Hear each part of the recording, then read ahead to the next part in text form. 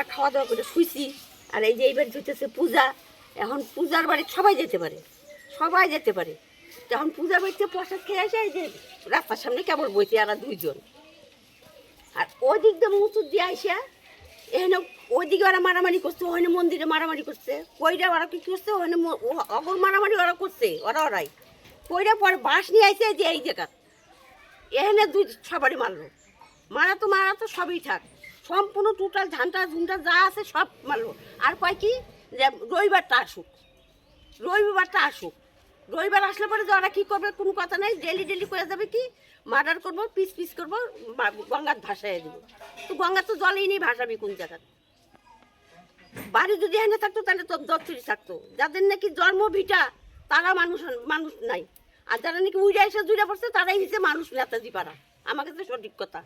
এরা কোন পাড়ার? এই পাড়েরই, মানে মনে করেন ওই যে মুটটা দিয়ে সামনের মুটটা, ওই মুটটা দিয়ে লাইনটা দিয়ে কয়েকটা বাড়ি। কেন মারলো ভগবান জানে। এই যে বিজেপি করে। তারা কোন দলের ছিল? টিএমসি দলের ছিল, সব টিএমসি যতটি ছিল। তাদের কি চেনেন আপনারা? আমি সব চিনি, কেন চিনবো না? পাড়ার ছেলে, পাড়ার মেয়ে। তাদের নাম কি?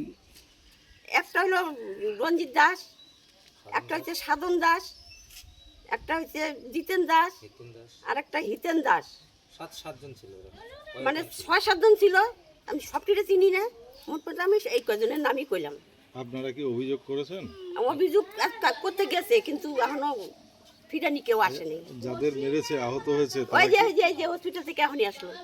হতেছিল কালী পুজো হতেছিল। আমাদের যে পার্টি অফিস, এখানে আমাদের বিজেপির যে কার্যকর্তারা ছিল, আমরা সবাই মিলে প্রসাদ খেয়ে সবাই বাড়ি যাইতেছি। কোথার থেকে হারমাত টিএমসি বাহিনী এসে প্রথমে অফিসটাকে ভাঙলো আমাদের, তারপরে আমাকে মারলো বাস টাস দিয়ে। তারপর আরেকজন কার্যকর্তা ছিল আমাদের, সে অ্যাডমিট হয়নি হসপিটালে। আমার ক্ষতি হয়েছে বেশি। আমি কালকে পরে 11:30-12টা নাগাদ হসপিটালে যে ভর্তি করেছে আমাদের কার্যকর্তারা। আপনার নাম? আমার নাম হরিকৈবর্ত দাস। আপনার বাড়ি?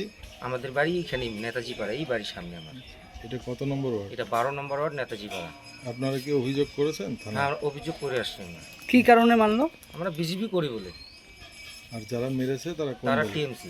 তাদেরকে চেনেন? হ্যাঁ চিনি, আমাদেরই পাড়ারই। কে তারা?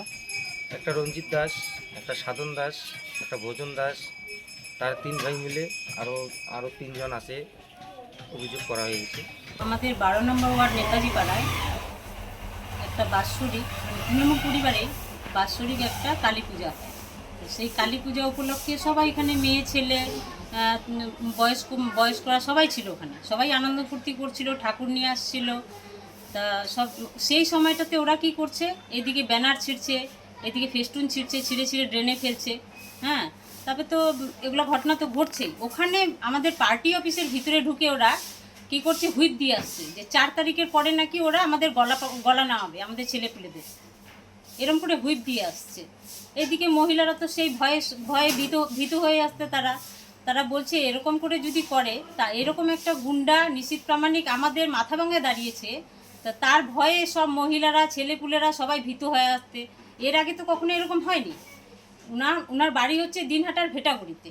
তো উনি দিনহাটা ছেড়ে আমাদের মাথাভাঙায় দাঁড়িয়েছে। এখানে আমাদের যে সাবলু বর্মন প্রার্থী আছে, তিনি খুবই ভালো ছেলে, ভদ্র ছেলে, একটা প্রফেসর। উনি জানে যে আমি একটা দুর্বল ছেলের বিরুদ্ধে দাঁড়াচ্ছি, আমি এখানে সন্ত্রাস করে মাথাভাঙা আমি জিতবো, কিন্তু সেটা কখনো হবে না।